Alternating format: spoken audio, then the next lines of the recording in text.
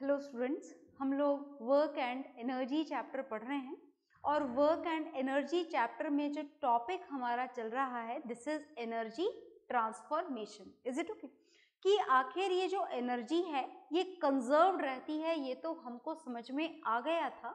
ये energy transform कैसे होती है एक फॉर्म से दूसरी फॉर्म में, ये हमको जानना था। ये हम कुछ एग्जाम्पल्स जान भी चुके हैं, कुछ एग्जाम्पल्स हम आज की क्लास में और जानेंगे। Is it okay?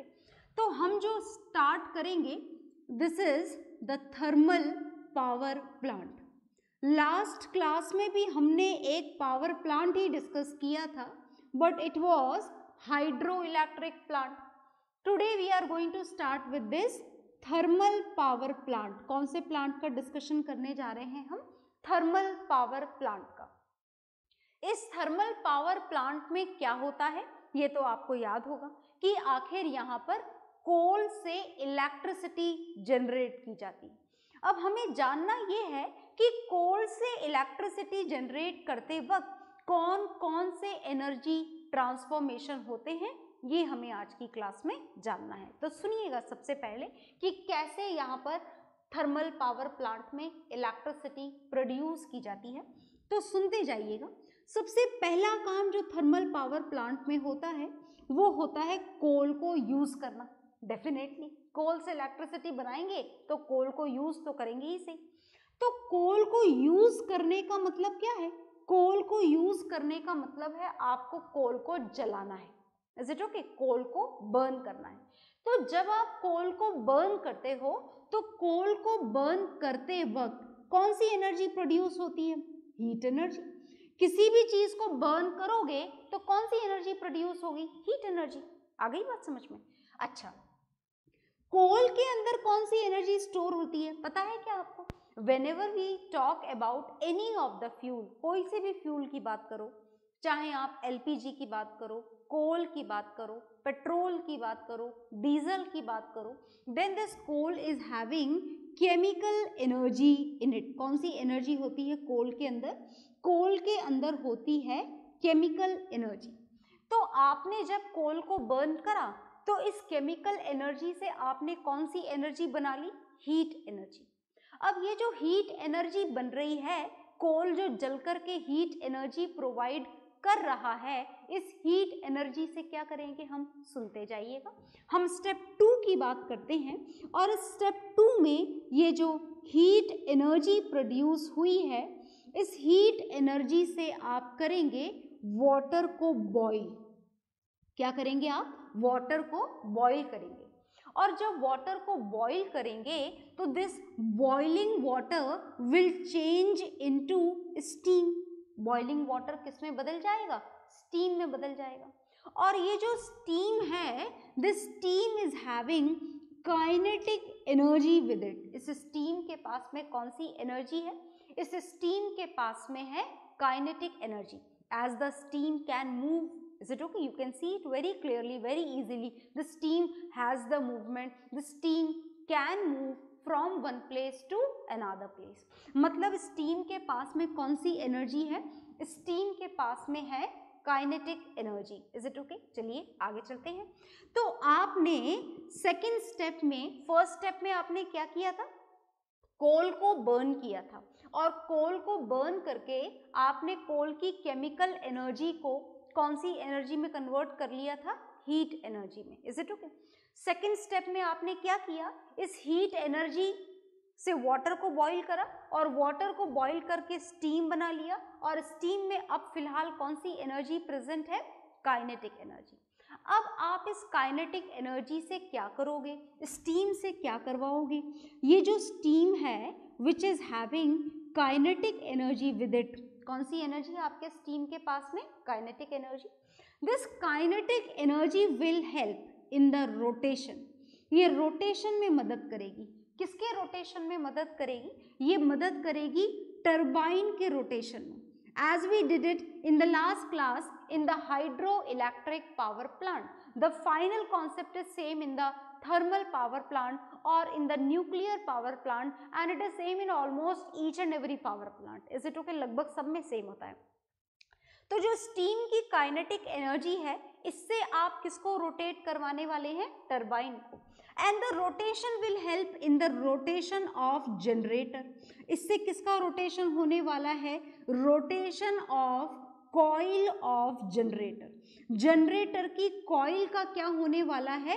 रोटेशन होने वाला है। And this rotation of coil of generator is always responsible for the production of electrical energy. ये किसके प्रोडक्शन के लिए रिस्पॉन्सिबल है? इलेक्ट्रिकल एनर्जी के लिए। And finally in this way in the thermal power plant electrical energy is produced. So if we are going to compile all these energy transformation which takes place in this thermal power plant, so note it down how it is going to be done, कैसे होने वाले हैं ये. सबसे पहले आपने कोल की कौन सी एनर्जी को यूज करा? सबसे पहले आपने कोल की केमिकल एनर्जी को यूज करा और कोल की केमिकल एनर्जी से आपने क्या प्रोड्यूस करी? Heat energy. As any of the fuel burns, it produces heat energy, right? कौन सी एनर्जी प्रोड्यूस हो गई? हीट एनर्जी प्रोड्यूस हो गई. And this heat energy will then change into the kinetic energy of steam. So finally it will change into the kinetic energy as the steam can move, and this moving steam is having kinetic energy with it. And this kinetic energy, with the help of this kinetic energy of steam, this is helpful in the rotation of turbine, which is further helpful in the rotation of coil of generator. And when this generator coil rotates, it is always responsible for the production of electrical energy. So it will change into electrical energy. Is it okay? So whatever is there on the board, you just note it down.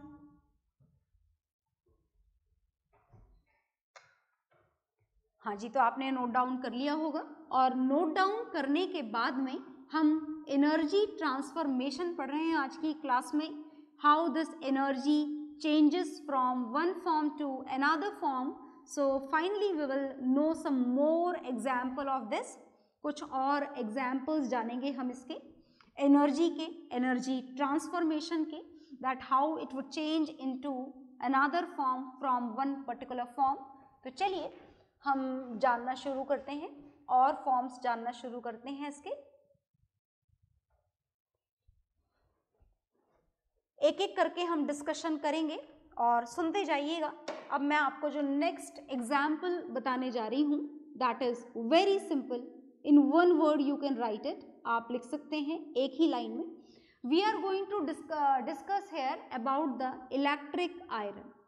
Electric iron का मतलब आपको अच्छे से याद है, press करते हैं ना आप कपड़ों पे. प्रेस करने के लिए आपको उस प्रेस को आपके स्विच बोर्ड से कनेक्ट करना होता है. इसका मतलब इलेक्ट्रिक आयरन को चलाने के लिए आपको सबसे पहले कौन सी एनर्जी सप्लाई करनी पड़ती है? आपको सबसे पहले सप्लाई करनी पड़ती है इलेक्ट्रिकल एनर्जी. कौन सी एनर्जी सप्लाई करनी पड़ती है? Electrical energy. और इस इलेक्ट्रिकल एनर्जी को सप्लाई करने से आपकी जो इलेक्ट्रिक आयरन है उसकी प्लेट गर्म हो जाती है. और गर्म हो जाती है इसका मतलब कौन सी एनर्जी प्रोड्यूस करती है? Heat energy. तो in this electrical iron, this electrical energy will change into heat energy. किसमें चेंज हो जाती है? Heat energy. तो this is another example of transformation of energy. चलिए कुछ और एग्जाम्पल देखते हैं. अब जो हम एग्जाम्पल देखने जा रहे हैं, this is the lightning of a bulb. कौन से बल्ब की बात हो रही है? समझ गए ना आप? येलो लाइट बल्ब, ट्रेडिशनल जो बल्ब आया करते थे, जिसके बीच में आपको एक ऐसा फिलामेंट दिखाई देता था, याद है? ऐसा बल्ब. Is it okay? इस बल्ब के बारे में डिस्कशन होने जा रहा है. And this is the filament of bulb. वैसे तो आपको जानने की जरूरत नहीं है, पर फिर भी मैं आपको बता देती हूँ कि ये जो बल्ब है, इस बल्ब का फिलामेंट बना हुआ होता है टंगस्टन का. किसका बना हुआ होता है इसका फिलामेंट? टंगस्टन का बना हुआ होता है. Is it okay? तो चलिए देखिए, सुनिएगा ध्यान से. इस बल्ब को जलाने के लिए भी आपको इलेक्ट्रिसिटी सप्लाई करनी होती है क्या? बिल्कुल. मतलब the first form of energy which is required for this bulb is electrical energy. कौन सी एनर्जी देनी पड़ती है आपको? Electrical energy. क्या होता है इलेक्ट्रिकल एनर्जी से? ये जो फिलामेंट आपको दिखाई दे रहा है, किसका बना हुआ है ये फिलामेंट? टंगस्टन का। ये फिलामेंट होता है गर्म होना शुरू, धीरे धीरे गरम गरम और गरम और गरम और गरम होते होते ये फिलामेंट हो जाता है red hot. Is it okay? मतलब ये हुआ कि आपने इस बल्ब को जो इलेक्ट्रिकल एनर्जी दी थी उससे ये फिलामेंट गर्म हुआ। इसका मतलब कौन सी एनर्जी प्रोड्यूस हुई? इसका मतलब प्रोड्यूस हुई हीट एनर्जी। कौन सी एनर्जी प्रोड्यूस हुई? Heat energy. और हीट एनर्जी जो प्रोड्यूस हुई, जिस एनर्जी की वजह से इस बल्ब का फिलामेंट रेड हॉट हो गया, इस हीट एनर्जी की वजह से आपको मिली रोशनी। Is it okay? With which you are able to see the other object in the presence of a lightning bulb, right? Is it okay? इसका मतलब ये जो heat energy है, this heat energy is going to give you light energy. आपको कौन सी energy मिली इससे? आपको इससे मिली light energy. आ गई बात समझ में? तो चलिए कुछ और एग्जाम्पल भी देखते हैं। अगर आपसे ये बोला जाए कि what are the energy changes takes place while anything is going to be start with the battery or a cell, आपने जैसे बैटरी काम में ले रखी है या फिर आपने सेल काम में ले रखा है, तो सेल में होने वाले इलेक्ट्रिकल चेंजेस कौन से होते हैं? देखिए बैटरी हो या सेल हो, इस बैटरी और सेल में आपको सबसे पहले फिल करने होते हैं केमिकल्स। क्या फिल करने होते हैं? केमिकल्स। और जैसे ही आप इस बैटरी या सेल को कहीं पर भी किसी भी जगह पर काम में लेते हैं, तो काम में लेते वक्त जो केमिकल एनर्जी इस बैटरी या सेल में स्टोर्ड है, this chemical energy will immediately change into electrical energy. ये किस में कन्वर्ट हो जाती है? इलेक्ट्रिकल एनर्जी में कन्वर्ट हो जाती है। So these are some of the examples of energy transformation. You note it down and some more are there which has to be done by yourself. Is it okay? तो पहले आप इसको note down कर लीजिए, okay?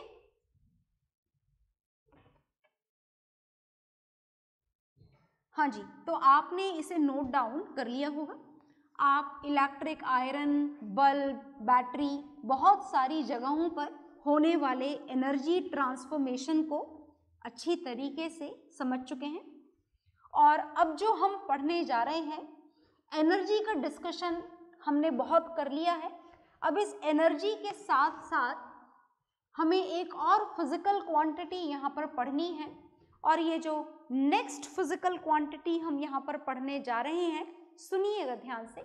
इस next physical quantity का नाम है power. Is it okay? Which is denoted by the symbol P. तो इस पावर का क्या मतलब होता है ना? समझिए आप मतलब। देखो डेफिनेशन तो मैं यहाँ कुछ देर में लिख ही दूंगी, फॉर्मूला भी लिख दूंगी, SI यूनिट भी लिख दूंगी, ये भी बता दूंगी कि स्केलर क्वांटिटी है या वेक्टर, पर हम इसका मतलब तो समझे। सिर्फ हमें आंसर लिखने के लिए थोड़ी ना समझना है कि व्हाट इज दिस पावर। इस पावर का क्या मतलब होता है? अगर मैं कोई सा भी काम आपको करने के लिए बोलूं, जैसे मानो कि मैंने आपको एक काम दिया, मैंने आपको बोला कि आपके रूम में 50 चेयर्स रखी हैं। कितनी चेयर्स रखी हैं? 50 चेयर्स। और आपको उन 50 चेयर्स को किसी दूसरे घर में, दूसरे कमरे में शिफ्ट करना है। आ गई बात समझ में? Is it okay? तो क्या आप उस काम को कर सकते हो? बिल्कुल आसानी से। वो काम आप भी कर सकते हो सकता है कि आपका 1 या 2 साल छोटा भाई बहन हो, वो भी कर सकता है।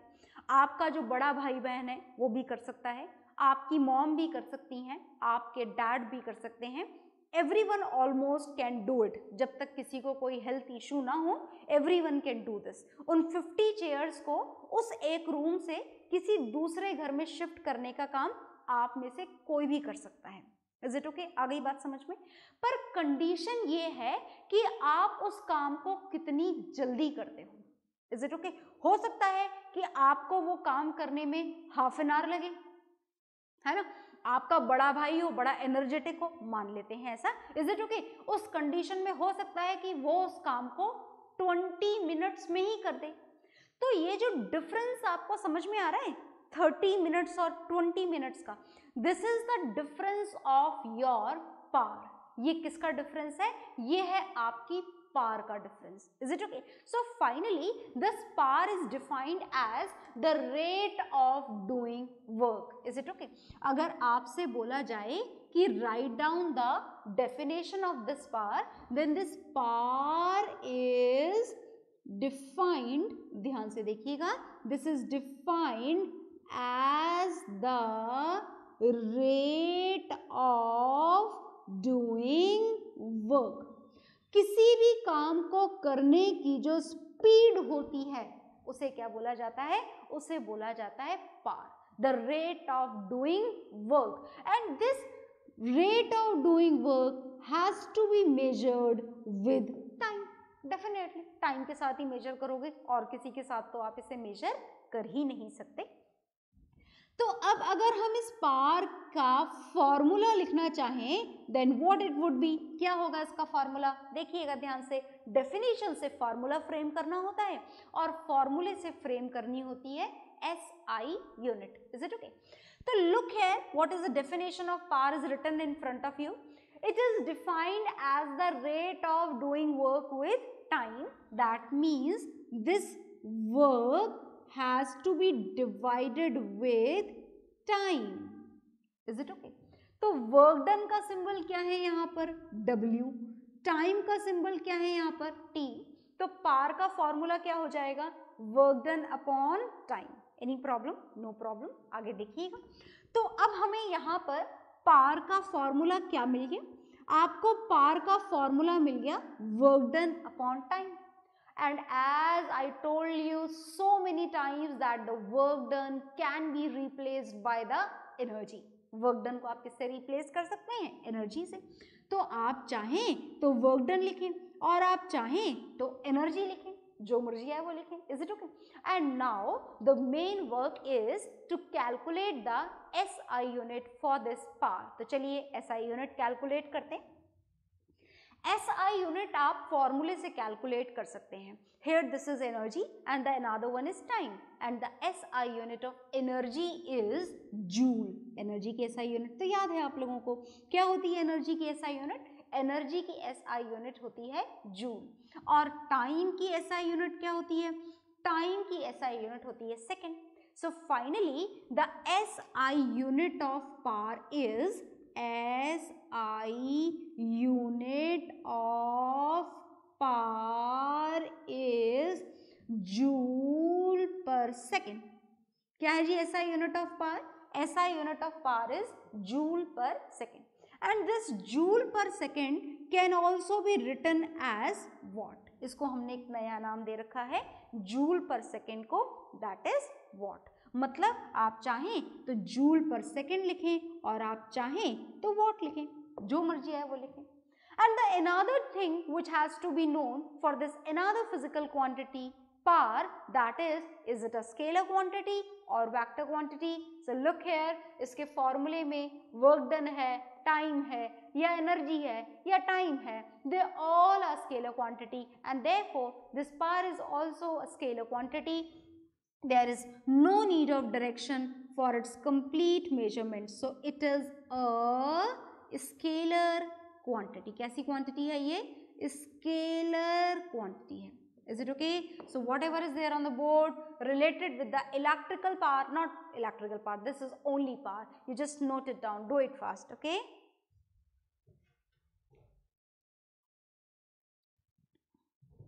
हाँ जी, तो आई होप आपने नोट डाउन कर लिया होगा. अब इसको नोट डाउन करने के बाद में हमारा एक बहुत इंपॉर्टेंट टॉपिक है, that is the unit of energy. Unit of energy is done, we did it earlier. हम यहाँ पर कुछ और जानने जा रहे हैं, सुनिएगा ध्यान से. हम यहाँ पर जानने जा रहे हैं कमर्शियल यूनिट ऑफ एनर्जी. क्या है हमारा टॉपिक? हमारा टॉपिक है कमर्शियल यूनिट ऑफ एनर्जी.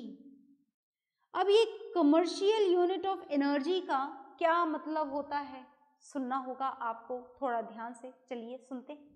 अगर मैं आपसे बोलूं कि SI यूनिट ऑफ एनर्जी क्या है?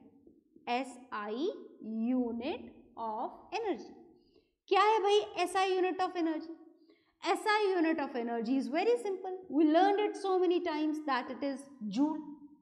पर देखिए बात ऐसी है कि ये जो जूल है ना SI यूनिट एनर्जी की, ये बड़ी छोटी यूनिट है ना। हम हर वक्त एनर्जी का मेजरमेंट जूल में नहीं कर सकते। जैसे आप टाइम का हर वक्त मेजरमेंट सेकंड्स में नहीं कर सकते हो, उसी तरीके से एनर्जी का मेजरमेंट भी जूल में नहीं किया जा सकता, as this joule is a very smaller unit of this energy। बहुत छोटी यूनिट है ये एनर्जी की। आई बात समझ में? मतलब हमें एनर्जी की थोड़ी बिगर यूनिट चाहिए which can be used at the commercial level। तो हम एनर्जी की कमर्शियल यूनिट जानने जा रहे हैं, तो जानना शुरू करें। चलिए जानते हैं, देखिएगा ध्यान से।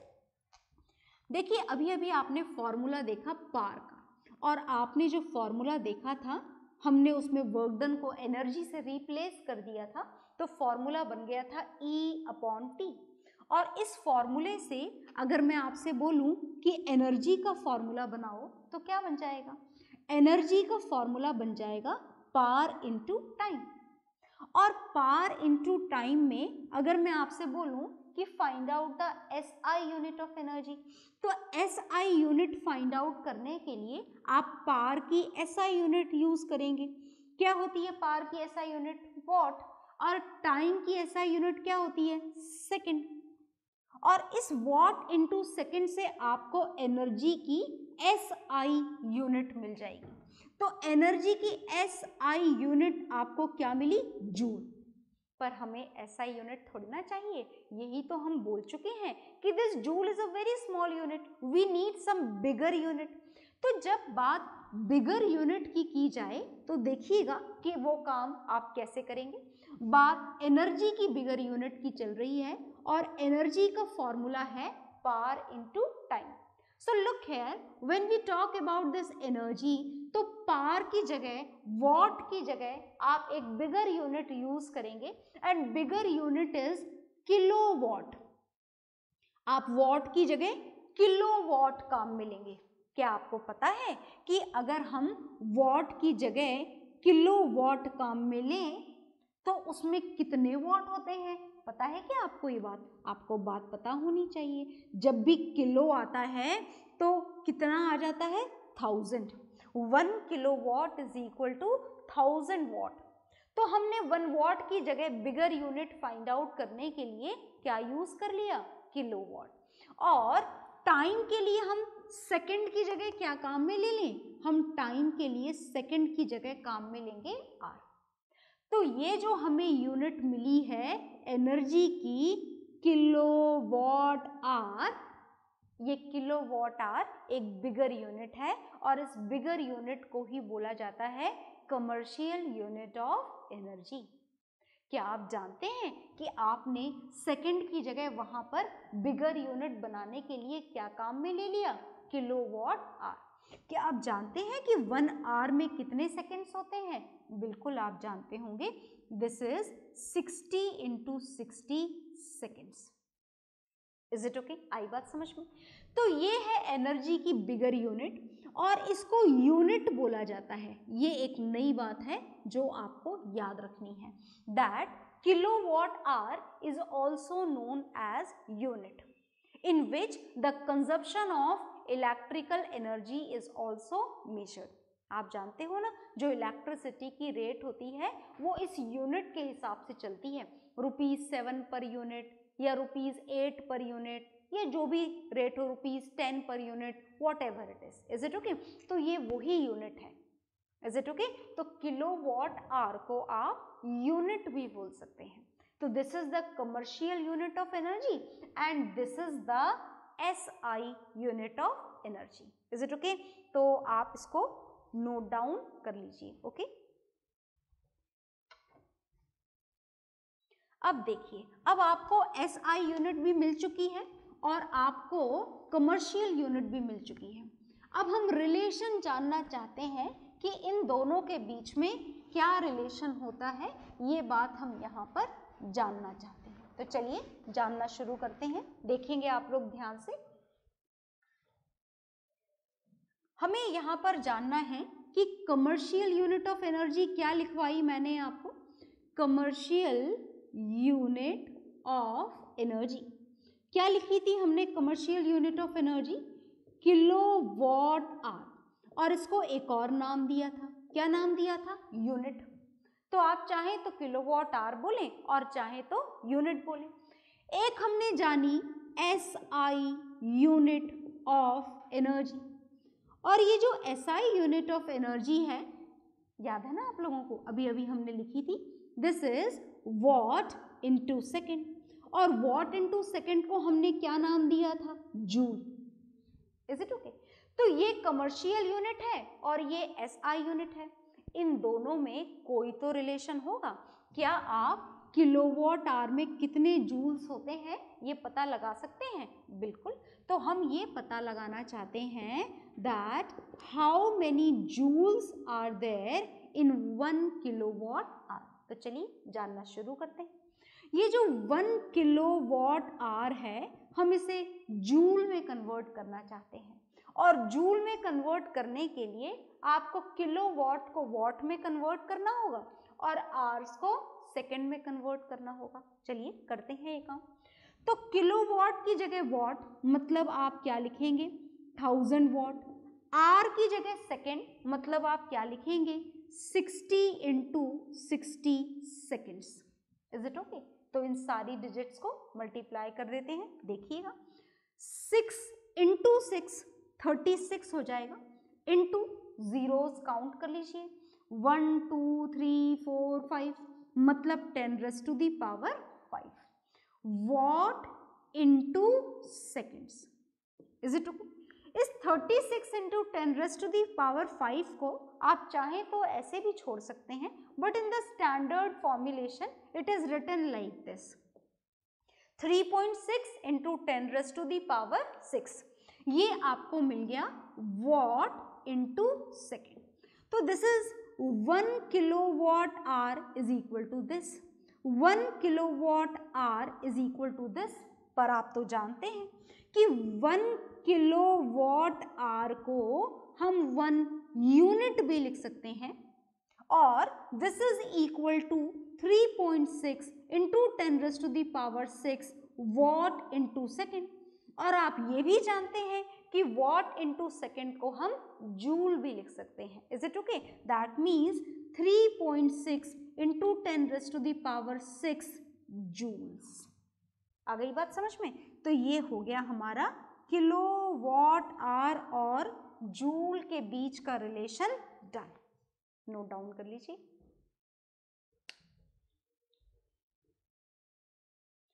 तो आपने ये नोट डाउन कर लिया होगा, और इसी के साथ में हमने यहाँ पर एनर्जी की दोनों यूनिट्स को, कमर्शियल यूनिट को और एसआई यूनिट को रिलेट कर दिया है। और ये जो रिलेशन है ये आपको याद रखना है, बिल्कुल उसी तरीके से जैसे आपको याद रहता है that there are 1000 metres in 1 kilometre और there are 100 centimetres in 1 metres. Similarly आपको ये भी याद रखना है there are 3.6 into 10⁻⁶ joules in 1 unit of electrical energy. Is it okay? और इसके बाद में हम लोग पढ़ेंगे नेक्स्ट क्लास में। Okay, bye everyone.